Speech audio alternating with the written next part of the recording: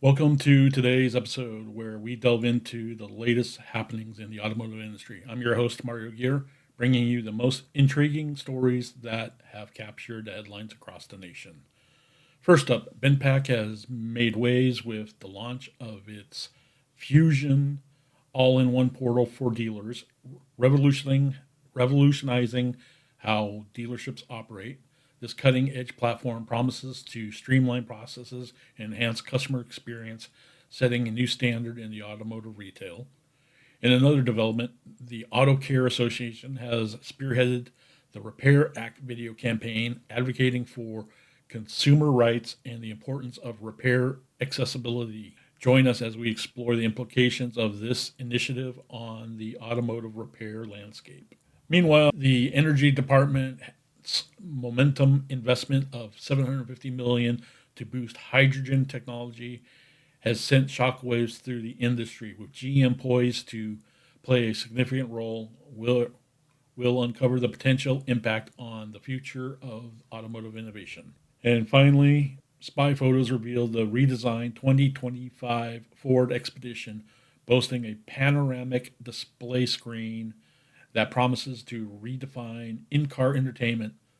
But amidst these advancements, a legal battle ensues as a Florida man takes on GM and LexisNexis over the sale of his Cadillac data. Stay tuned as we unravel the intricacies of these captivating stories and provide insights into the ever evolving landscape of the automotive world. BendPak has introduced Fusion's Dealer Portal, a comprehensive platform designed to streamline operations for distributors. This all in one platform simplifies the process for dealers to place and track orders as well as check product availability, enhancing overall efficiencies and productivity. The Fusion Dealer Portal represents a significant step forward in BendPak's commitment to providing innovative solutions for its distribution network by offering a centralized hub for dealers. BendPak aims to facilitate smoother transactions and improve communication between distributor and the company. With the launch of the Fusion Dealer Portal, BendPak demonstrates its dedication to supporting dealers with cutting edge technology tailored to their needs. This initiative underscores BendPak's ongoing effort to enhance customer experience and drive growth within its distribution network. So, yeah, what do you guys think about that? Obviously, as an end user, you probably won't have access to this, but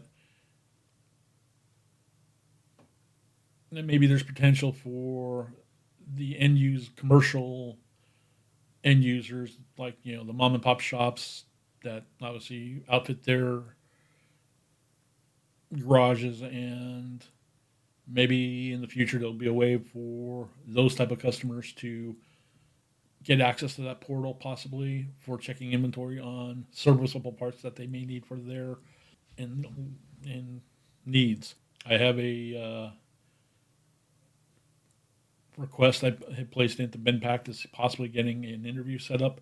So stay tuned for a follow up to that question, as well as any questions that you think you may like for me to ask BendPak during a interview. Stay tuned for that. On to our next story. Okay, our next story. The Auto Care Association rolled out a new video campaign advocating for the Repair Act. The campaign features independent repair shop owners highlighting their support for federal right to repair legislation. In this series of videos, independent auto repair facilities operate, share their perspectives on the importance of the Right to Repair Act. These testimonials underscore the need for legislation that ensures fair access to repair information and tools for both independent shops and consumers. And here's a little brief. We'll play maybe a few seconds of, or a couple of seconds of this video, and here we go. Everyone, I am Jackie Lutz with the Auto Care Association. And I'm Stacy Miller, also with the Auto Care Association. And we are talking today about the right to repair. And it is so important that we start doing everything that we possibly can to get the word out and get this off to a vote in the next couple weeks. And we have seen a lot of our members doing some pretty incredible things, getting their hands dirty a little bit for this initiative. And we want to give a few examples of those. So no matter where you are in the distribution channel, you can get some ideas of how your company and also just you as an individual can get involved and really help us push this agenda. Absolutely. Thanks, Jackie. And it's so important to do everything that we can right now to move this bill forward. It's your stuff. You should be able to fix it, right? If you haven't heard, and I hope that you've heard this 100 times already, right to repair is about preserving the driver's right to maintain and repair their vehicle where they choose, where it's convenient, and where it's affordable to them. Unfortunately, automakers are making it harder for our industry to access the tools and information needed to repair these vehicles. So repairs are getting more expensive and they're trying to lock us out. So fighting for legislation for right to repair vehicles is the single-handedly most important thing that we can do to preserve our industry moving forward. And there are tons of members right now who have really stepped up to the plate, like Jackie said, to make a difference. And there we go. There we have it. Yeah, that's a little glimpse of it.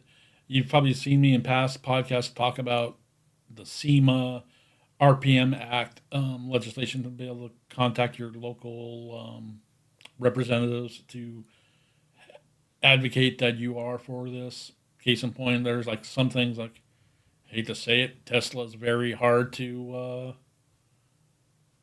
about giving up information and access to the repair tools. And with the modern day cars like today, like case in point, Daimler Chrysler vehicles, as well as GM, getting access to, to be able to get into the ECUs that are encrypted by the manufacturers. It makes it hard for technicians to be able to get information or make updates.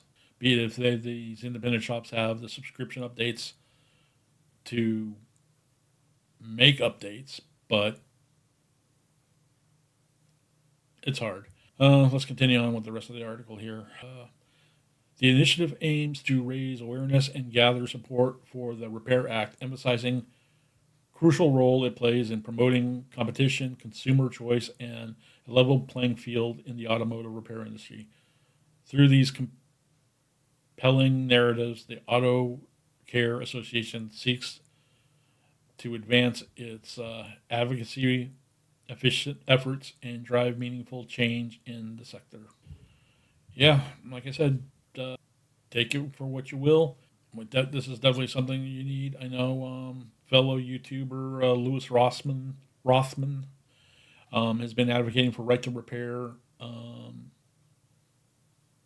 for products. It's like, you just go to his channel and look at some of his past videos and the things that a certain fruit cellular phone company restrictions that they put on and the tactics that they've done. They make it harder for people to repair, like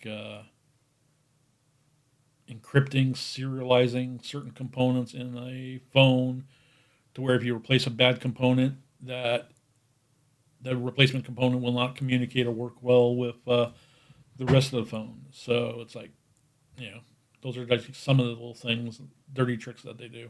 So yeah, we definitely need to have the Right to Repair Act, and highly encourage you to do that.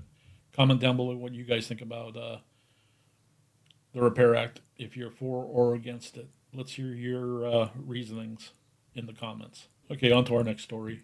The Energy Department has announced a significant investment of $750 million aimed at boosting hydrogen technology. This funding will facilitate advancements in clean hydrogen production, a crucial step towards achieving sustainability goals in the automotive industry. One notable recipient of this investment is General Motors, which will utilize its share to enhance fuel cell manufacturing capabilities.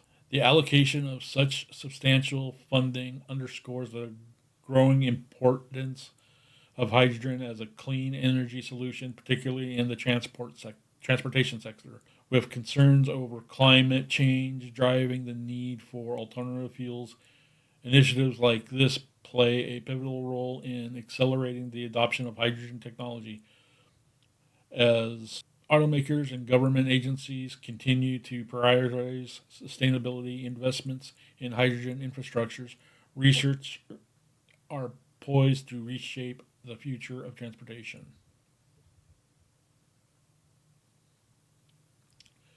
And you've heard me say before, unfortunately, like one of the manufacturers here in at least in Northern California for me, Shell, said that they were shutting down their hydrogen production plant.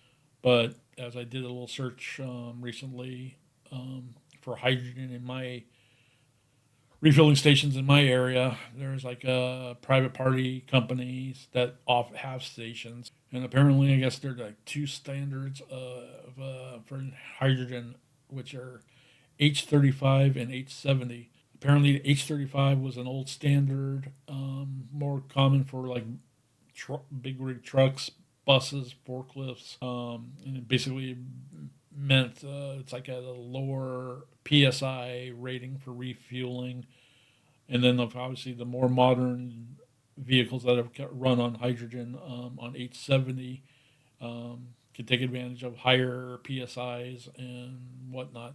But in the event that you don't have H70 in the area, it's backward compatible with the newer vehicles. They can take H35 with obviously less fill up range. So yeah, it's interesting technology. In my personal opinion, we definitely need something like this because I don't think by 2035 here in California we're going to even be close to having an electric infrastructure for all these new EVs that the state wants to introduce or mandate us to be able to purchase. What I foreseeably see is going to happen is people are going to purchase used vehicles out of state if they want an internal combustion engine vehicle in California, because as far as I know, I don't think the law prohibits out of state vehicles from coming in. I'm sure the state will probably put some kind of minimum mileage requirements before you can bring it into the state of California and register. But I foresee we'll see that is going to be the case, but when 2035 rolls around. But that's my opinion. Let me know what you guys think. Okay, on to our next story. This one is a spy Photoshop from Ford. The 2025 Ford Expedition has been spotted undergoing testing, revealing an impressive panoramic display screen. Spy photos showcase the redesigned model with a dashboard featuring a pillar-to-pillar screen, reminiscent of the setup seen in the 2024 Lincoln Nautilus. This innovative panoramic display is expected to offer enhanced functionality and visual appeal, setting new standards in the SUV segment as Ford continues to refine its technology offerings. The panoramic display reflects the company's commitment to delivering cutting-edge features to meet evolving consumer demands. Here's another shot here. Let's see. The redesigned 2025 Ford Expedition, equipped with the panoramic display screen, is anticipated to be unveiled later this year. With its innovative features and sleek design, the Expedition aims to captivate SUV enthusiasts and further solidified Ford's position as a leader in the automotive industry. Here's some other spy shots from different angles. There we go. Yeah, what do you guys think? Hard to tell from the spy shots, but yeah, let me know. And our next story, and obviously, could only be from Florida. General Motors, in collaboration with LexisNexis, faces scrutiny over sharing of drivers' data with insurers as revealed by a recent investigation. The data, including trip information, is collected through GM's OnStar service and analyzed by LexisNexis to create risk scores for insurance purposes. The concerns arise regarding consumer privacy and the potential misuse of sensitive driving behavior data. The secretive nature of this data sharing has sparked outrage among consumers, leading to a legal action against GM and LexisNexis. This case highlights the growing tensions between data privacy and technological advancements in the automotive industry. As technology continues to integrate into vehicles, the ethical implications of data collection and sharing becomes increasingly important, prompting calls for greater transparency and accountability. So, what do you think of these 5 stories, from hydrogen to the expedition, GM leaking, sneaky handily giving your information, your driving habits information to insurance companies, whatnot? Comment down below what you guys think. Last time I checked, unless there was a checkbox or somewhere, it says that, by using our online services, you're granting us permission to basically spy on you in the background and use this information that will eventually jack up your insurance premiums.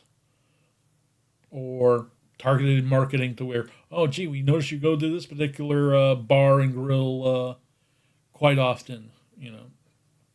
Comment down below what you guys think, and if you have any story suggestions or questions that you possibly want me to cover in a future episode of the podcast, feel free to reach out to me, comment down below, and we'll go from there. So, thank you.